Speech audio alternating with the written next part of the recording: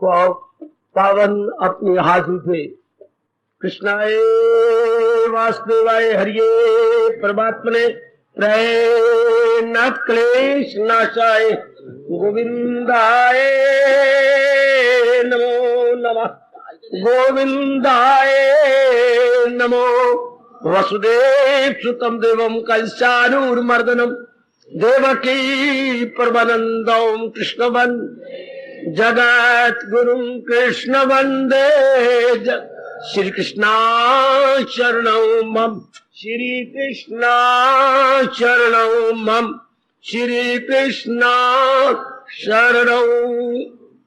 अभाग्यशाली कल्याणकारी मेरी देवियों, बड़भागी गीता के पैरोकारों, मेरे सज्जनों, धार्मिक भाइयों, कीजिए अपने मन को एकाग्र, जोड़ दो भगवान जी की अत्यंत मधुर एवं कल्याणकारी वाणी में।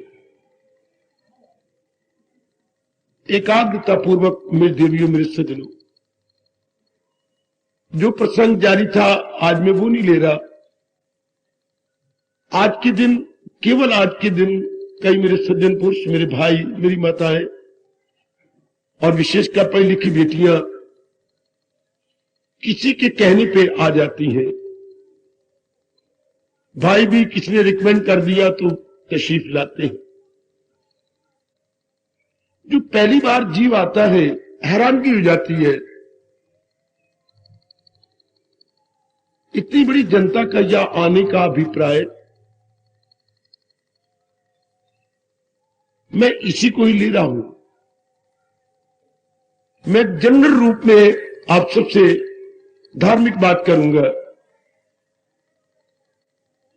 एकाग्रता पूर्वक श्रवण करना, भगवान मुझे शक्ति दे और मैं आपकी इस जिज्ञासा की पूर्ति कर सकूं।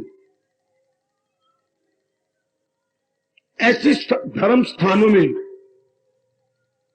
हमारे आने का उद्देश्य क्या है? ऐसे स्थान क्यों हमारे देश में बने तो किसी और मतलब के लिए थे। आजकल वो बात ही नहीं रही, पर फिर भी बीज का नाश तो नहीं होता, सत्य बना ही रहता है। लीजिए, मैं कुछ प्रकाश डालने जा रहा हूं। ऐसे स्थानों का अभिप्राय क्या, ऐसे धर्म स्थानों का क्या मतलब, जहां जनता इतनी श्रद्धा और प्रेम पूर्वक तशरीफ लाती है। लीजिए, भगवान ने मेरे सज्जनों और मेरी देवियों संसार को बड़ा विचित्र बनाया है। अब एकाग्रता पूर्वक श्रवण करके जाए, जिनके ये प्रश्न है, बड़ी एकाग्रता से और बाकी सबके सब ध्यान से सुनना। ये संसार बड़ा विचित्र है, विलक्षण है। मुझे ये भी तो बता देना होगा कि विचित्र कहते किसी है। वो प्रयोग तो आप करते, या तू बड़ा अजीब है, तू तो बड़ी निराली सी है। बोलने को तो ये शब्द आप बोल जाती है और बड़े झुंझला के बोलती, तो कैसी निराली है, या तू बड़ा अजीब सा आदमी है, यूं बोल जाती है। इस तरह यार कभी इसी टोन से ये भी कहा करो, ये संसार तो बड़ा विचित्र है।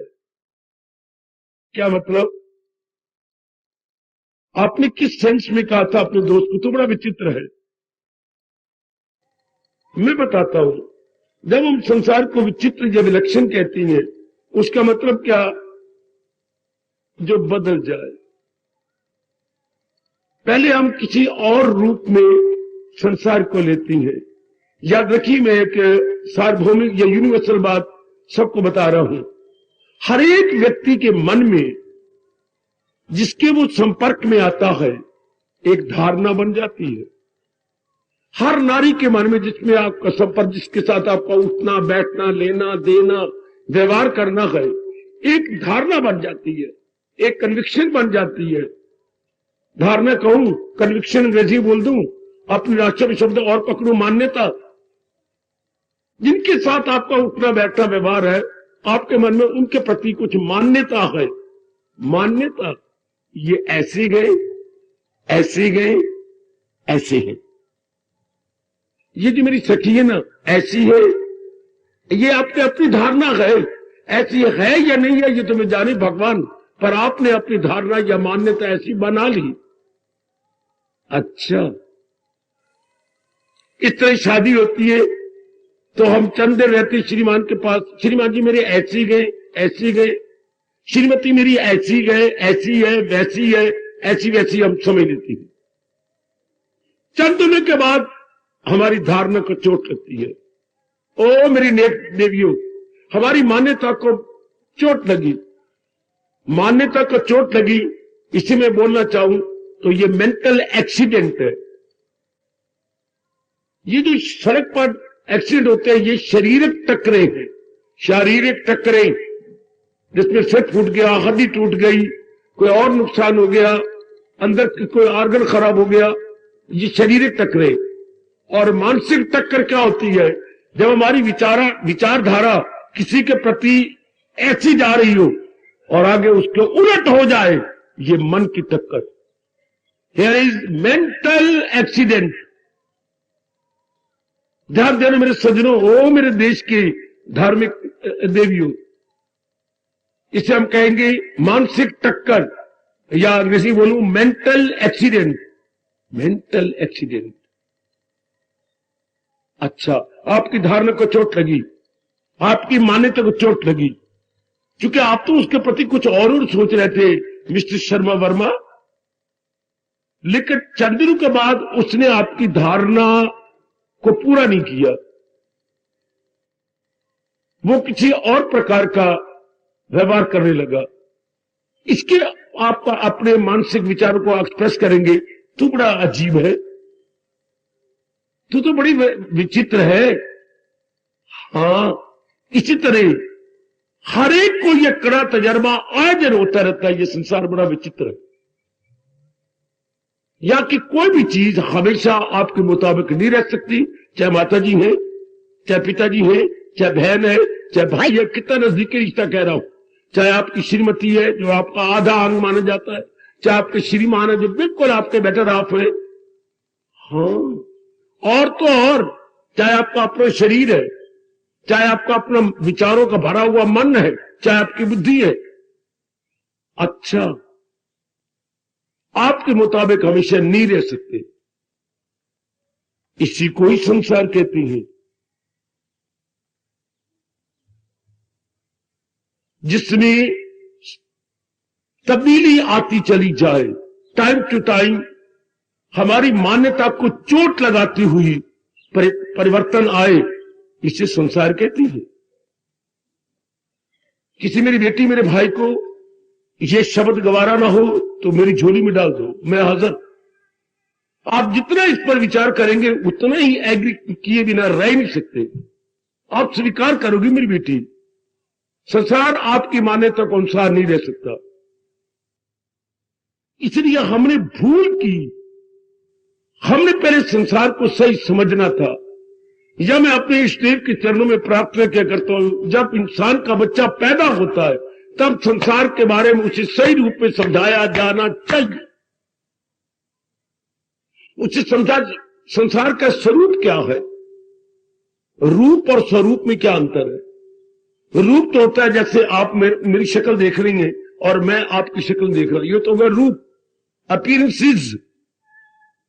बेटे ये विशेष प्रकार के दो प्रकार के रूप होती हैं, एक लॉन्ग फेस, एक राउंड फेस। एक सब्जी वाला बैंगन लंबा, एक भरथे वाला बैंगन गोल। बैंगन भी दो प्रकार के होते हैं ना, एक लबूतरा और एक बिल्कुल गोल। हाँ, तो शक्लें दो प्रकार की, रंग भी दो प्रकार के, एक गंधनी और एक बिल्कुल शुक्ल पक्ष जैसा अर्थात सफेद। अच्छा, ये तो मार का रूप हुआ। इंसान ने यहां बड़ी बुरी मार खाई कि रूपों को इसी रूप में समझ लिया। हालांकि आप ये नहीं है जो शक्ल नजर आ रही है, ये कद नजर आ रहा है, ये आप पढ़े लिखे हैं, ये नहीं है, ये नहीं है, ये नहीं है। तो आप क्या हैं? आपके कृष्ण गीता जी बताती हैं इंसान के रूप को ना देखो, इंसान के स्वरूप को देखो। स्वरूप अर्थात आपका रियल एस्पेक्ट। स्वरूप, विट इज स्वरूप? रूप नहीं, रूप तो ये नजर आ रहा है, हमारा रंग, हमारा रूप, हमारा कद, ये, पर ये हम नहीं है। हम स्वरूप है। क्या? हम अंदर क्या है? जो हमारा अंदर विचार है, प्लस आदात है, प्लस हमारे इरादे हैं, वही हमारे विचार, अच्छा हमारी आदात प्लस हमारे इरादे, ये हम है। चौथा उद्वेग भी ले लो, इमोशंस। इंसान ये है, विचार, अच्छा बाबा, आदात, इरादे, उद्वेग। उद्वेग का मतलब ये काम, ये क्रोध, ये लोग, इसका एक शब्द आता है उद्वेग, जो जीव को ऊपर ले जाए। काम आया तो हम नॉर्मल न रहे, क्रोध आया, मोह आया, लोभ, तो हम अपने सामान्यता खो जाते हैं, हम अपनी नॉर्मेलिटी को खो जाते हैं। वाह, ये हम है, इसको स्वरूप बोलते हैं। तो इसमें परिवर्तन होता ही है। तो जब ऐसे स्थानों पे हम आते हैं, मतलब विषय कुछ और न चला जाए, मैं इसलिए मैं आपके प्रश्न में रहता हूं।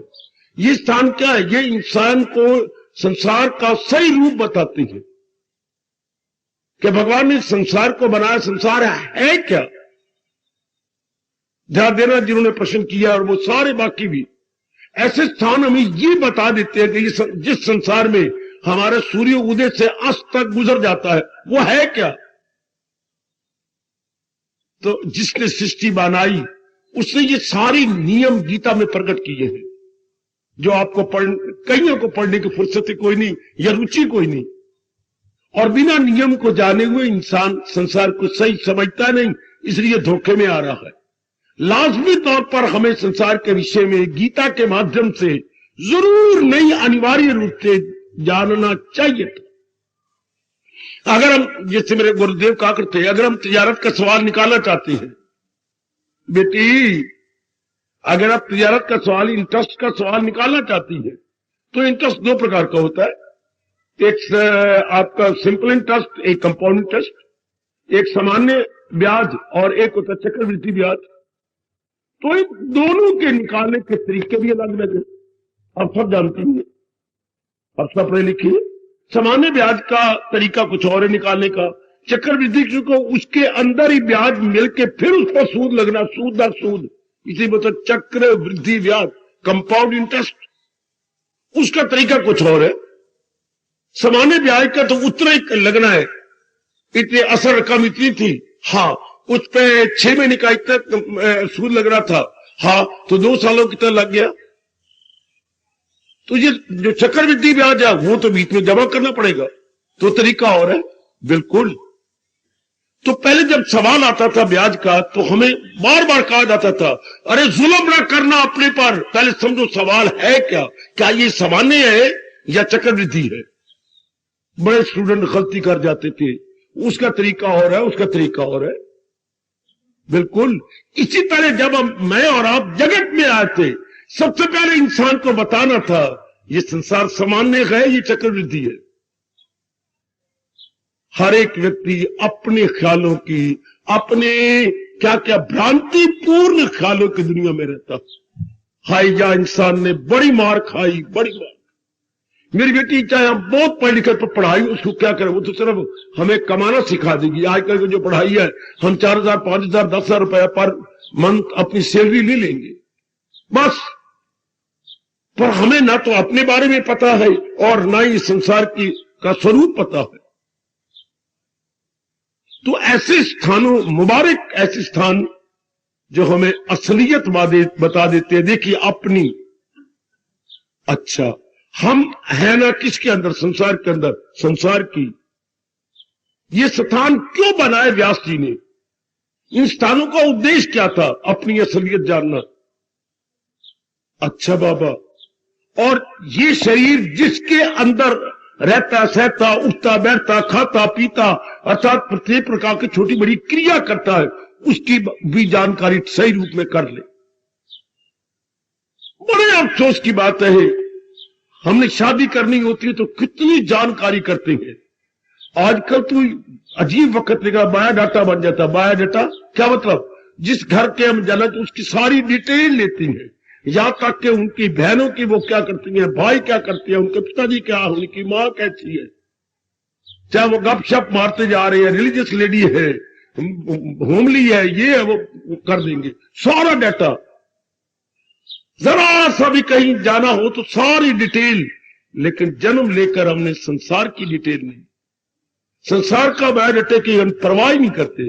वो ऐसे स्थान होते हैं, ऐसे धार्मिक स्थान का मतलब क्या? चार दीवारी का नाम धर्म स्थान नहीं, भगवान की मूर्ति लगी, भगवान की कसम मूर्ति का नाम धर्म स्थान नहीं होता, बल्कि जिसकी मूर्ति लगाई है उसके सिद्धांतों का नाम धर्म स्थान है, जिसकी आपने पावन मूर्ति स्थापित की है। आजकल हम इतने हिंदू लोग बुद्धू बन गए, गया प्रणाम किया, परिक्रमा की, प्रसाद लिए चला। ये नहीं पता कि जिसके आगे मैं मत्था टेक रहा हूं इनका सिद्धांत क्या है। मैं किनको मत्था टेक रहा हूं? भगवान को। तो भगवान ने कहा क्या, ये कोई नहीं विचार करता। कोई मेरी पढ़ी लिखी बाबा तो आजकल जाते ही कोई नहीं मंदिरों में, तो जाने चाहिए भी नहीं। अगर सिर्फ मत्था टेक के आ जाना है तो नो यूज एट ऑल। अगर तीर्थों में नहा के आ जाना, नो यूज एट ऑल। तीर्थ में जाके जाते इस तीर्थ, ये तीर्थ क्यों बना, या पर कौन महात्मा थे, उन्हें कौन क्या तप किया, वो तप करके उनको क्या सिद्धि मिली, ये जानना था।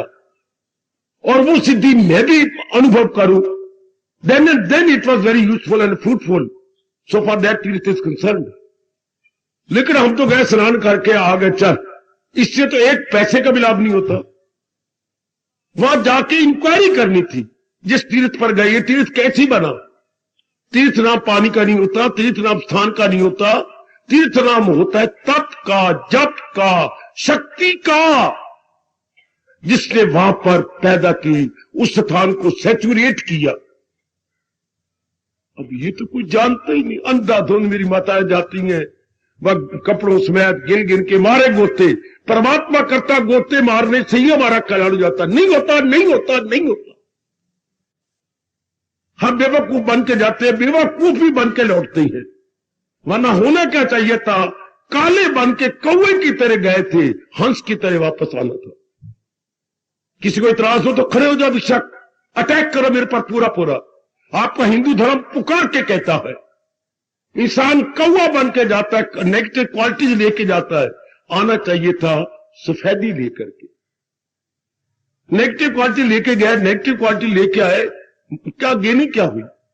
एक धारणा बना रखी है धर्म स्थानों में जाने से या तीर्थ में जाने से, ये तीर्थ तार दे, तारयती इति तीर्था, है जो जीव आत्मा को तार के रख दे उसे तीर्थ कहती है। ऐसे स्थानों का मतलब क्या, यही आपका प्रश्न है। हाँ, अपनी असलियत जानना, अपनी रियलिटी को पहचान करना, मैं क्या हूं, मैं क्या हूं, ये नहीं।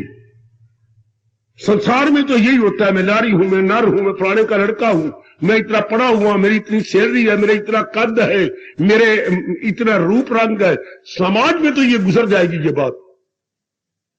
ये बड़ी भारी होती है भूल, जो समाज में हम सिर्फ इतना ले लेते हैं। लेकिन ये ऐसे स्थानों का मतलब यही था जो व्यास जी ने बनाए, कि यहां आकर के हमें पता लगे कि नहीं, मैं ये नहीं हूं, मैं इरादा हूं। जो मेरी बुद्धि में इरादा है मैं वो हूं, जो मेरे मन में विचार है मैं वो हूं, जो मैं कर्म करके आदत बना ली है मैं वो हूं, और जो मेरे में उद्वेग उठती है मैं वो हूं। ऐसे स्थानों के शेर थे, ओ मेरे नेक जीवो, ओ मेरी नेक देवियों। ऐसे स्थान में बताया करते थे what my reality is, whether I am going to negative side और I am going to positive side. Hi hi hi, ध्यान देना मेरे बच्चों। मेरे जैसे जो पूरे रूप में फिदा हो गए, सबके ऊपर तो कोई कारण है। इसके बिना तो मिट्टी पलीत है, इंसान की मिट्टी खराब है। तो ये स्थान बताते थे हमें अपने बारे में, अपनी पर्सनैलिटी। हाय, मैं डरता हूं ये बोलता हूं पर्सनैलिटी। आजकल कलयुग ने इतनी मत मार दी कि हम पर्सनैलिटी को इतना ही बोलते हैं। कदो क्या मत बेटी, ओए फ्रॉम टिप टू टो, अर्थात नख से शिख तक, नख हो गया नाखून, नीचे अंगूठा, और शिख होगी चोटी। हम अपनी पर्सनैलिटी इतनी बोलती है, फ्रॉम टिप टू टो, नख से शिख तक मेरी ये पर्सनैलिटी है, ऐसी मेरा सेहत है, ऐसा मेरा चेहरा है, हाँ ऐसे मेरा रूप है, इसको बोलते पर्सनैलिटी तो अच्छी है, फलानी की पर्सनैलिटी है। बेटी ये पर्सनैलिटी नहीं होती, personality always lies with in. इंसान की पर्सनैलिटी को अपने भाषा में बोलेंगे व्यक्तित्व, व्यक्तित्व उर्दू में बोलेंगे इंसानियत। इंसान की इंसानियत कहां है? उसके अंदर, उसके अंतःकरण में। हर वह मेरे धार्मिक देश के अंदर भी यह रहने वाली बिल्कुल भूल गए, इसलिए जलील हो रहे हैं, खराब हो रहे हैं, बर्बाद हो रही है।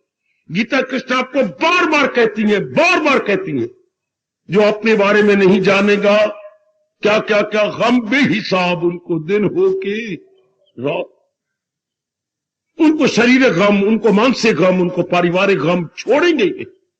बड़ा जरूरी था इंसान को अपने बारे में जानना। और नेक जीवो, ओ मेरे बुजुर्गों और खासकर जितने जवान आए बैठे हैं, जितनी मेरी माताएं और मेरी पढ़ी लिखी सारी बेटियां आई बैठी हैं, जान से जानो मैं मेरी व्यक्तित्व क्या है, सही रूप में मेरी पर्सनैलिटी क्या है। ये पर्सनैलिटी नहीं लगे आग, इससे तो आग भी आग आग लगनी और कल भी आग लगनी, इसके अंदर क्या है। आहा हा आहा हा हा। थोड़ी सी रियलाइज करना, ये स्थान ये बताते थे। इसके बाद ये किस जगह है, जैसा भी ये इसका व्यक्तित्व है, ये कहां रहता है संसार में, तो फौरन इंक्वायरी करो संसार क्या है, what is the aspect of the world. Hi कोई नहीं बताता, स्कूलों में कॉलेजों में माताजी पिताजी अपने ब्राह्मण का एक नया पैसा भी दान लेने का हक नहीं था। ओ ब्राह्मणों क्यों अपनी मिट्टी पलीत करके अपना भट्टा बिठाई जा रहे हो, एक नया पैसा भी दान लेने का हक नहीं था बाबा जी, जब तक कि वो हमें ज्ञान न देते। ज्ञान देने के बाद फिर कुछ उदर पूर्ति के लिए, शरीर निर्वाह के लिए प्लस परिवार निर्वाह के लिए कुछ ले लेते। ओ मेरे भारत, ओ मेरी धर्मभूमि भारत और धर्मभूमि भारत के गुरुओं ब्राह्मणों, तब ये धर्म था ज्ञान दान लेने का, जब हमें बताते, कुछ ज्ञान देते, कुछ हमें अपनी पहचान करवाते, कुछ संसार की पहचान कराते। जो अपना शरीर संसार में रह रहा है वो उसकी पहचान, सिर्फ अपनी पहचान होगी, गलत। क्या ये मैं यहीं तक रहता हूं? मेरी बेटी सुनो मेरे भगवान की बात, सुनो। आपने प्रश्न करके मुझे छेड़ दिया।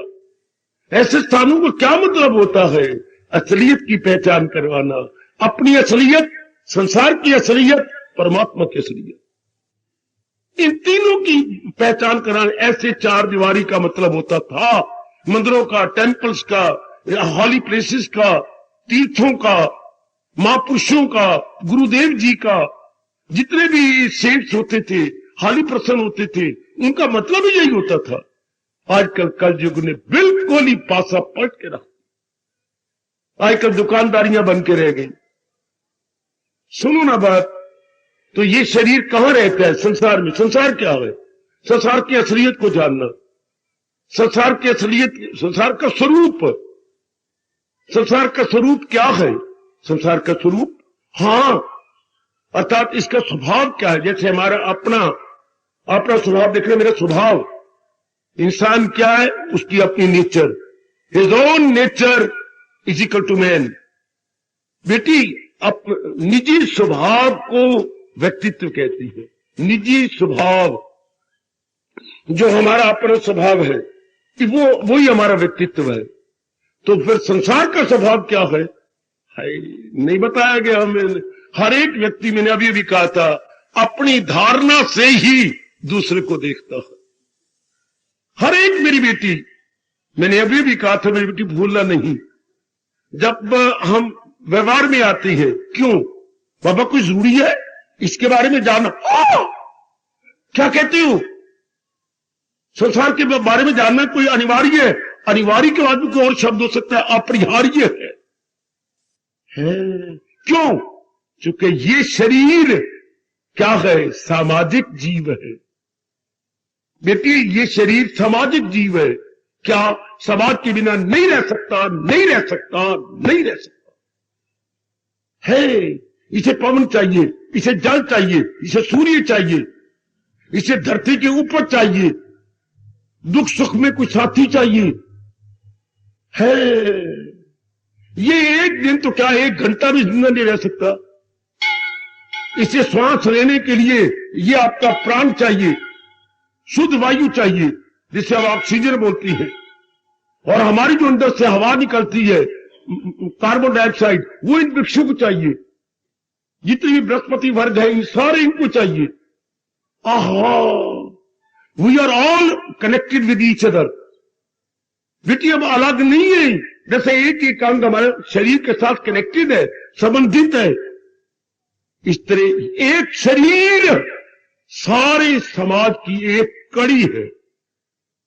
आहा, तो इस सारा समाज क्या, एक बहुत बड़ी लड़ी, और उसमें आपका छोटा सा शरीर एक कड़ी। कड़ी कड़ी से तो लड़ी बनती है। Link into link become a very good chain. हाँ, ओ मेरी बेटी गीता कृष्ण क्या कह रही है? हम सब छोटी छोटी क्या है, कड़ियां हैं, और एक कड़ी ऊपर एक कड़ी के साथ मिली हुई है, नीचे एक कड़ी के साथ मिली हुई है, करेक्टेड। एक शरीर मां के साथ मिला हुआ है, मां पिताजी के साथ मिली हुई है, पिता अपने बच्चों के साथ मिला हुआ है, बच्चे अपने स्कूलों के साथ मिले हुए हैं। हाँ, स्कूल अपने टीचरों के साथ मिले हुए हैं, टीचर अपने परिवारों के साथ मिले हुए हैं। उनमें कोई रोगी होते तो डॉक्टर के साथ मिले हुए हैं, डॉक्टर बड़ी बड़ी यूनिवर्सिटियों और बड़े बड़े तजर्बाकारों के साथ मिले हुए हैं। बड़े बड़े तजर्बाकार रिसर्च स्कॉलर बन के दवाइयों की खोज और कर रहे हैं। और व्हाट ए वंडर, एक इंसान कितनों के साथ कनेक्टेड है। इसलिए कहा जाता मनुष्य एक सामाजिक प्राणी है। ध्यान देना, मनुष्य एक सामाजिक प्राणी है। Man is a सोशियबल being. Very good. नहीं जिंदा रह सकता ये समाज के बिना। इसलिए परमात्मा ने हमें पाठ पढ़ाया, 2 दिन आराम से कैसे कहते हैं, एक दूसरे को करो साझेदार। आप उनकी काम आ जाओ, लाजमी तौर पर प्रतिक्रिया रूप में, रिएक्शन रूप में वो आपके काम आएंगे। बेटी तो नहीं जिंदा रह सकती, बिल्कुल भी नहीं। आहा, उधर देखिए कृष्ण गीता में कह रही है, कर्म छोड़ देने हो तुझको तमाम, तो मुश्किल है तेरी बदन का। अगर तू ये नियम तोड़ देगा, तेरा शरीर भी जिंदा नहीं रह सकता। हम प्रत्यक्ष देख रहे हैं, इसमें कोई इनकार वाली बात ही नहीं। तो फिर जिस आपके हमें संसार की जरूरत ही क्या है? बेटी जरूर जरूरत पड़ती है। सामाजिक प्राणी हो आप, सामाजिक प्राणी, समाज में रहेगा। अच्छा, तो फिर बजाते खुद इसका स्वरूप क्या है? क्योंकि मैंने कहा फिर सूर्य उदय से अस्त तक इसके साथ संपर्क करना पड़ेगा। समाज इससे, हाँ समाज कह लो या संसार कह लो, इसके साथ संपर्क करना होगा, इसके साथ कांटेक्ट करना होगा, नहीं रह सकते आप। हाँ, तो जिसके साथ सूर्य उदय से अस्त तक इतने घंटे हमने कांटेक्ट करना है, उसके बारे में जानकारी करें। सारी जिंदगी गुजारनी है आपके लड़के ने, कितनी जानकारी करते हो नए घर की? सारी लड़की ने सारा जीवन काटना है, तो जिसके साथ मंगनी करना चाहते हो उसकी कितनी इंक्वायरी होती है? मैंने यहां तक सुना है आप लोगों से, आप लोग भेष कपड़े बदल करके गली मोहल्ले में जाती हैं। एक मोहल्ले में गया जहां वो लड़की रहती है, और सब्जी आप सब्जी वाला रेडी वाला होता है, उससे पूछती फलाने घराना कैसा है? क्यों? हमें रिश्ता करना है भाई साहब। ये कैसे? ये कुछ हमें तो इतनी जानकारी है। फिर किसी और मोहल्ले वाले से पूछूंगी। यानी इतनी इंक्वायरी करने के बाद ये उन्होंने हमें बायोडाटा दिया, बकवास तो नहीं, झूठ तो नहीं, ये तेरी से सब्जी खरीदने आती है, लो देखो कितने होशियारी से काम लिया आपने। ये तुझे रोज इन गली में आता है, कोई इनका घर वाला सब्जी लेने आता है? बहुत कम। क्यों? ये तो अंडे खाते हैं, मांस खाते हैं। हाय, इन तो लिखा हम तो जो है क्या क्या क्या क्या, हम तो टीटोटालर एक अंग्रेजी शब्द है मेरे बच्चे, हम तो टीटोटालर है। टीटोटालर साध वैष्णव, इन तो बैरटे में टीटोटालर लिख दिया। इतना बड़ा संसार में कार्य चल रहा है, इतना बड़ा कार्य। अपने घर में छोटा सा कार्य चलता है। ये बोलते हुए मुझे पिताजी की गृहस्थी याद आती है। कितने तरीके से पिताजी ने अपनी गृहस्थी चलाई। इस तरह आप भी कुछ तरीके से चला रहे होंगे। छोटा सा परिवार है आपका, 2 लड़कियां, ये एक लड़की एक लड़का है, हम 2, हमारे 2। आजकल चारों ओर ये गीत चला हुआ है, चारों ओर ये जयकारा चल रहा, हम 2, मैं, मेरी पत्नी और वो 7 लड़की और मेरे साथ लड़का है। बस छोटी सी गृहस्थी है, फिर भी एक तरीके से चल रही है। एक तरीके से सवेरे का काम किसने करना है, झाड़ू किसने देना है, ये तो घर की बातें याद आती हैं। बड़े तरीके से पिताजी ने गृहस्थी चलाई, बड़े चाहे हुए उन्होंने हमें ज्ञान भी दिया तरीके से, मतलब बस व्यवहारिक रूप में तरीके से। अच्छा, तो इसी तरह आप भी चला रहे एक तरीके से। तो इतना बड़ा संसार, जरूर प्रश्न उठता है, कौन चलाने वाला है, कौन इसका ऑपरेटर है, कौन ऑर्गेनाइजर है, बाबा कौन डायरेक्टर है। मैं बोल गया कौन डायरेक्टर है इसका, कौन ऑर्गेनाइजर है, कौन ऑपरेटर है। वरना अगर कोई मेरे बच्चे अगर बैठे हुए तो बेशक बिना ऑपरेटर के ये नहीं चल सकता, बिना ऑर्गेनाइजर के ये नहीं चल सकता, बिना डायरेक्टर के ये बिल्कुल एक पग भी नहीं रख सकता। तो इतने बड़ी सृष्टि को चलाने वाला कोई डायरेक्टर होना चाहिए, कोई ऑर्गेनाइजर होना चाहिए, हाँ व्यवस्थापक होना चाहिए, हाँ संचालक होना चाहिए। व्यवस्थापक अगर आप राष्ट्रभाषा जानते हैं तो संचालक होना चाहिए, हाँ एक और शब्द बोलूं, निर्देशक होना चाहिए। निर्देशक, वरना इन चीजों को तो पता ही क्यों नहीं कैसे क्या करना है क्या नहीं करना। हाँ, उसको हम भगवान कहते हैं। बड़े पैमाने पर भगवान, छोटी बातें में रह जाओ तो 2-4 रुपए लेने हैं तो मां जी चाहिए, बड़ी बात को पूछनी है और 100 रुपए चाहिए, पिताजी चाहिए। मैं नहीं बता रहा हूं, इससे बड़ा चाहिए तो पिताजी से कहने, पिताजी 500 रुपए चाहिए। ठीक है, पेटी की चाबी ना तेरे दादाजी के पास है, तुम जा। अगर बड़ा काम चाहिए तो फिर दादाजी बातें करते, क्यों, किस लिए, दादाजी ये काम है। पिताजी के पिता बेटे, छोटे रुपए थोड़ा सा चाहिए, मां दे देती थी। 50, 60, 100 तक तो पिताजी दे देती हैं। हमारे वक्त 1000 रुपए के भी नोट होते थे बेटी। मैं 1940 की 35-36 की बातें कर रहा हूं। ज्यादा चाहिए, चलो दादाजी के पास, दादाजी ये काम है इसलिए चाहिए। अच्छा पुत्र, फिर अपने बेटे को बुलाते, काका ये ले चाबी, जा काके को दे दे। ये बात तरीके से, थोड़ा तो मां दे देती है, ज्यादा तो पिता ही दे दे, उससे ज्यादा तो फिर दादाजी से मांगने पड़ेंगे। अच्छा, थोड़ी सी काम हो तो व्यक्तिगत, जरा उससे कोई ज्यादा तो संसार से, उससे ज्यादा तो भगवान से। ये महाराज जी ने तरीका ऐसा चला रखा है संसार का। तो मैं आपको बताना चाहिए, ये ऐसे धर्म स्थान हमें बताते हैं अपना व्यक्तित्व, अपना स्वरूप, संसार का स्वरूप और भगवान जी का मेरे साथ और प्रकृति के साथ क्या ताल्लुक है, क्या वास्ता है। क्यों, मेरे जन्म में पूछ सकती हैं, अपने लिए भगवान का क्या वास्ता है। वेरी गुड, मेरे सिर माथे पर आपका ये इतराज, आपका ऑब्जेक्शन। पढ़ी लिखी बेटी कहती है, what is the use of God so for our personality concern. Very good, very good. आप कहते हैं इसके क्या, परमात्मा का ताल्लुक है। अच्छा, ये लाश पड़ी हुई है हमारे पिताजी की, हाँ, इसको हमने क्यों लाश कहा। पढ़े लिखे बेटे जो बहुत ही बकबक करती हैं, जरा ध्यान दे, हमने क्यों इसको लाश कहा, डेड बॉडी कहा, क्यों इसको अपनी भाषा में शव कह दिया। पिताजी भगवान का रूप होते हैं, पहले शिव थे, शिव स्वरूप, और अब छोटी ई की मात्रा गिर गई और शव बन गए। क्यों शव हो गए?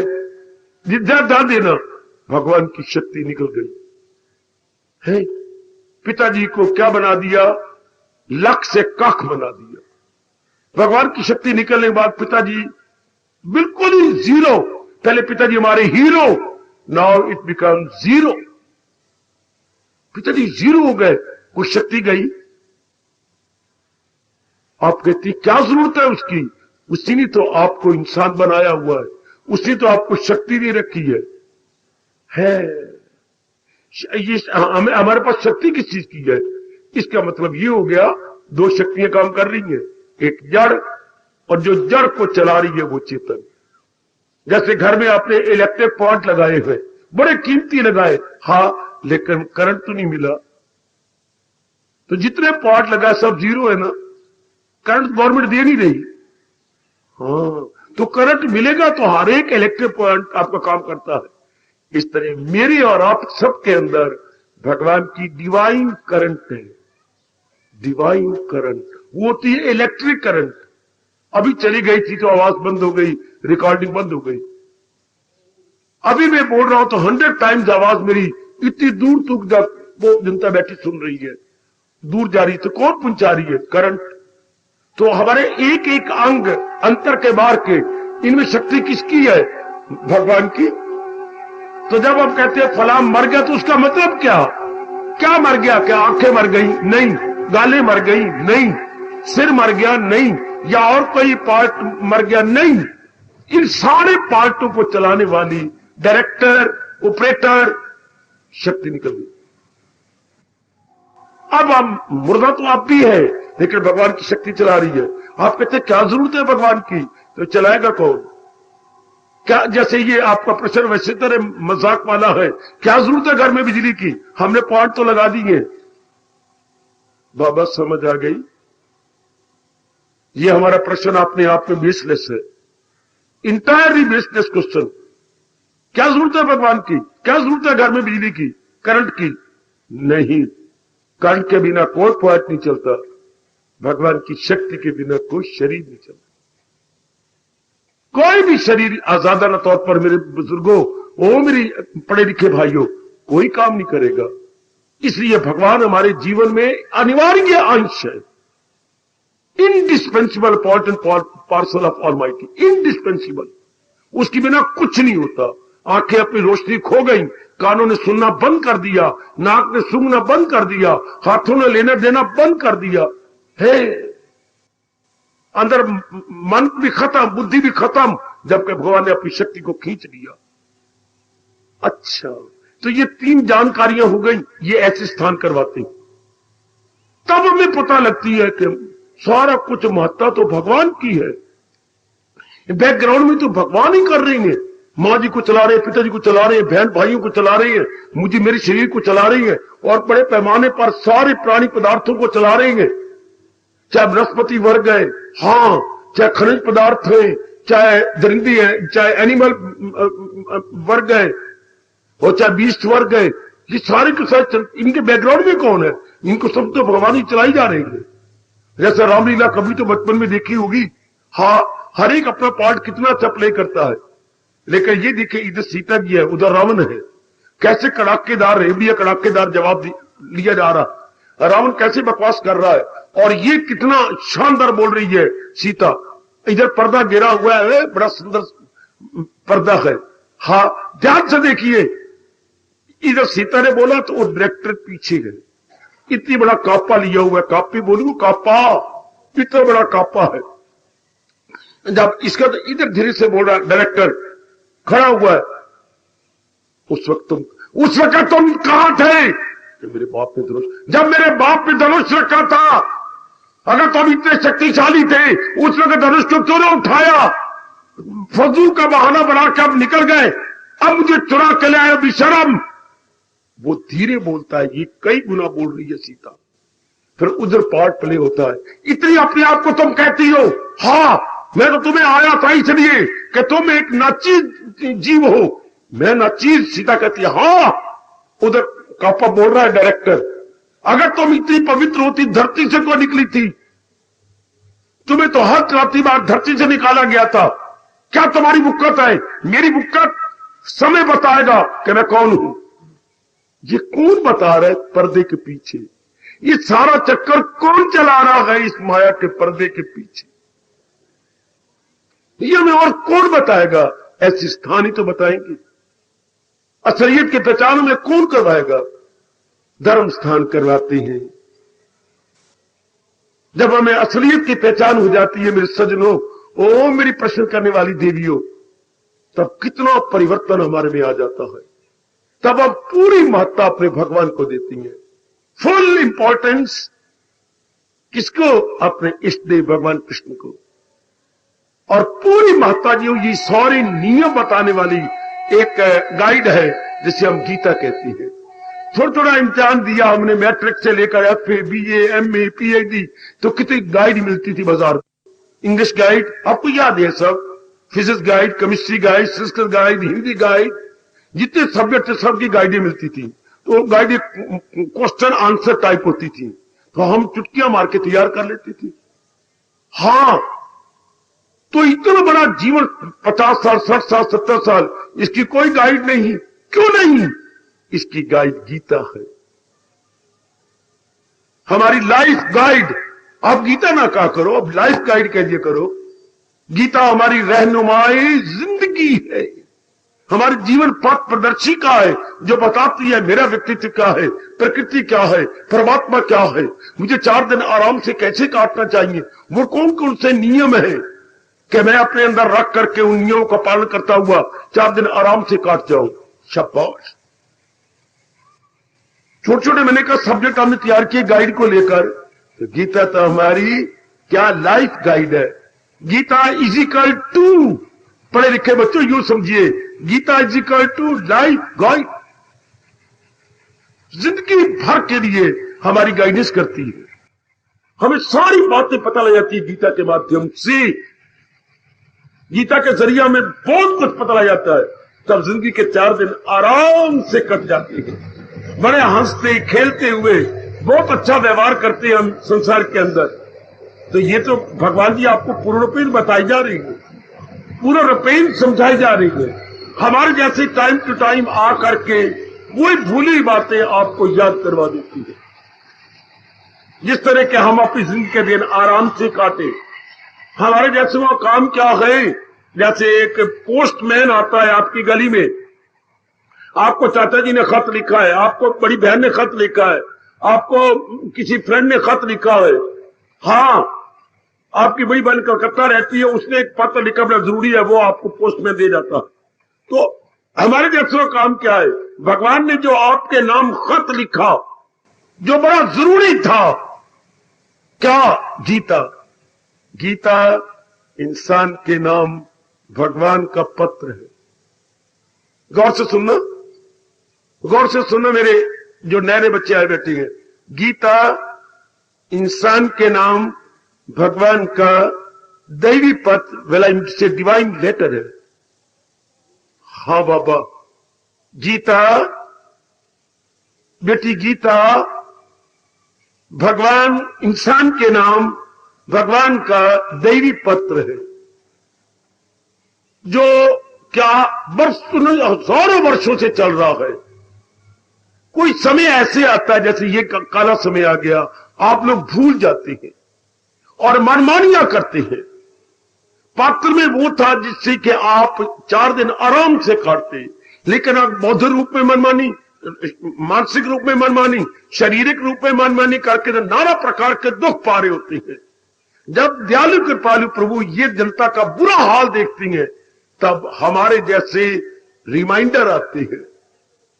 जैसे आप रिमाइंड करते, महीना पहले पत्र हाई अपने मेन ऑफिस में भेजा था बच्चे, लेकिन उन्होंने परवाह नहीं की। तो पीछे आप रिमाइंडर लिखते, पिछले खत का हवाला देकर, मैंने ये पत्र ये दिया था, उसका नंबर ये मुझे मिला, उसका मुझे जो है वो प्राप्ति पत्र भी मिल गया है, एक्नॉलेजमेंट भी मुझे आ गई है।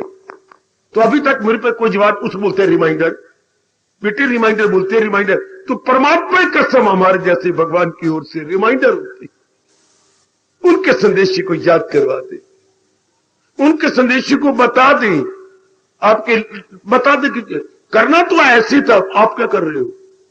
महाराज ने जो जन्म दिया, संसार बनाया, हमें लाइफ गाइड भी दी, गीता भी दी कि अपनी बुद्धि को इस तरीके से चलाना जो आ गया, अपने मन को इस विचारों में चलाना जो आ गया। और ये जो मैं अंग 10 दिए है भगवान ने कहा, इन आंखों से ऐसे देखना, ऐसे सुनना, ऐसा बोलना, ऐसा खाना पीना, ऐसा हाथों का प्रयोग करना, ऐसे पैरों का प्रयोग करना, ये बाकी अंगों को यूटिलाइज ऐसे करना, हम तो उसको उल्ट जा रहे गए।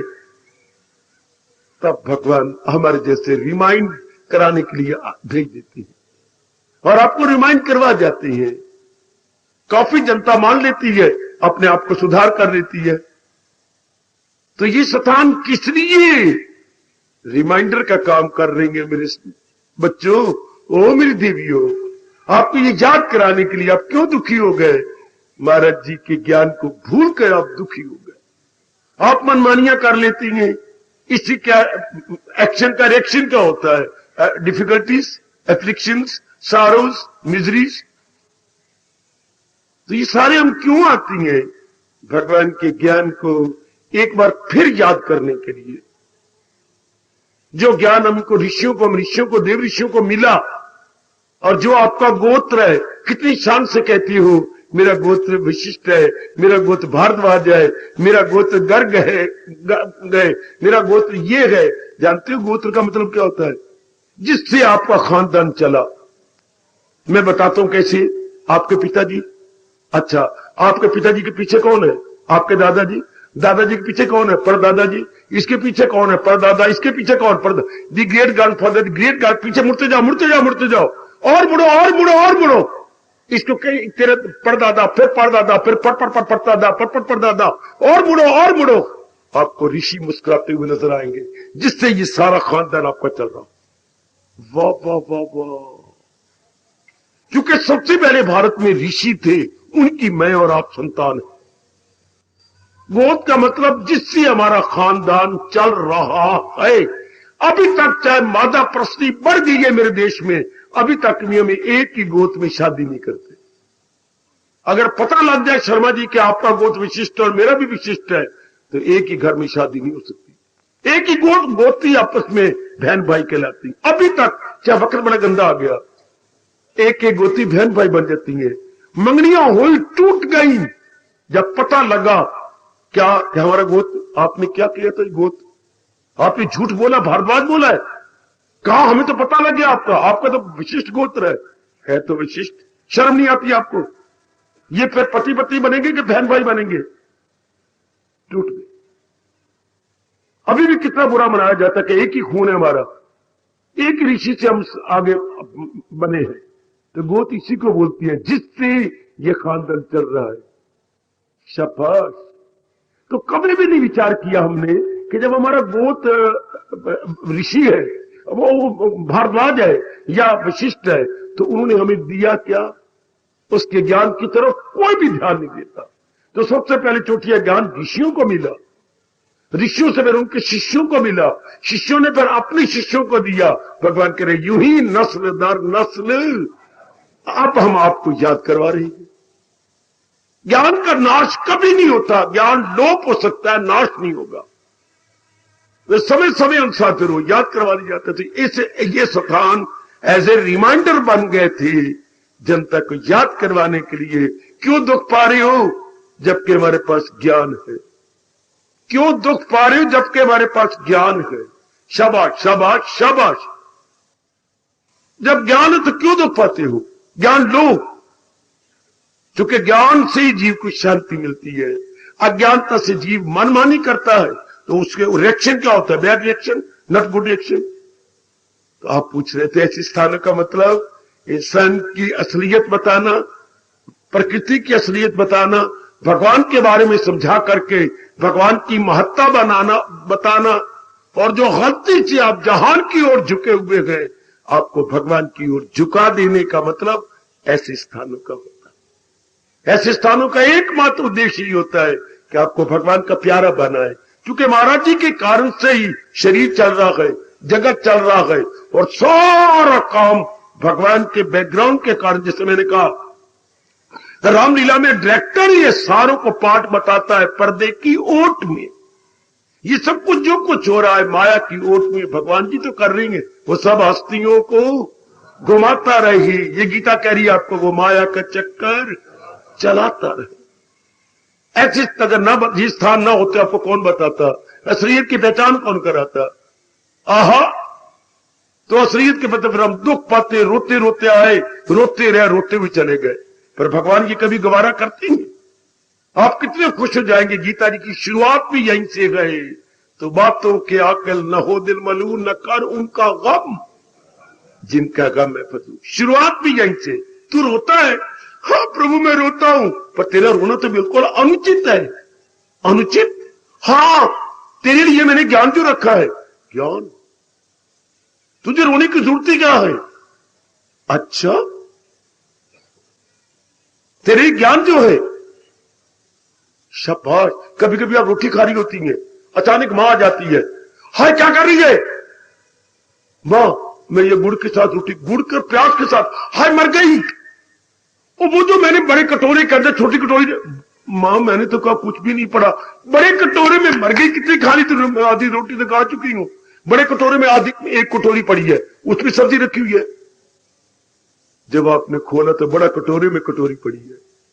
हाय आप दुखी हैं। भगवान ने कहता हूं कमले क्यों दुखी हो? जब मैंने गीता में आपके लिए सुख का ज्ञान रखा हुआ है, पकड़ो उस ज्ञान को।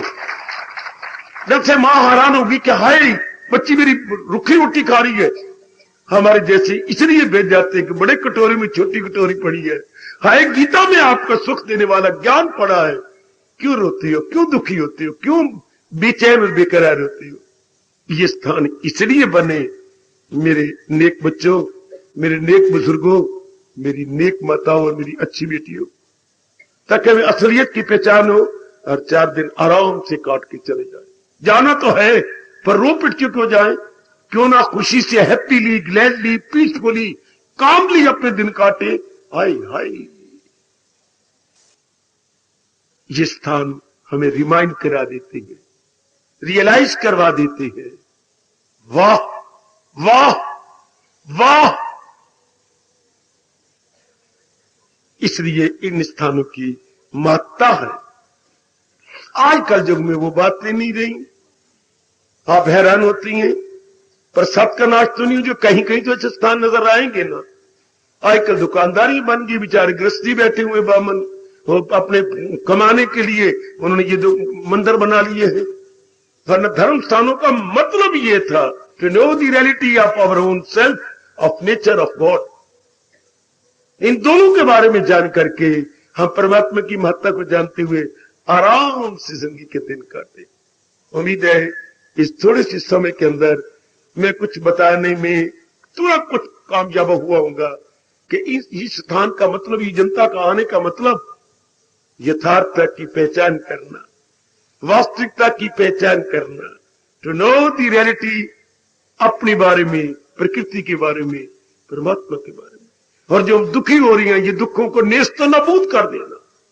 गीता शुरू भी यहीं से हुई, गीता संपूर्ण भी यहीं से हो रही है। ना गमगी हो मसरूर, ये कोई ऐरा गैरा नहीं कह रहा, भगवान कह रही है। मोक्षिष्यामि मां शुचा, मोक्षिष्यामि मां शु, तू चिंता ना कर, तो सदा के लिए शांत हो जाएगा। इन स्थानों का यही उद्देश्य था, है, सदा रहेगा। हार्दिक धन्यवाद, हार्दिक आशीर्वाद।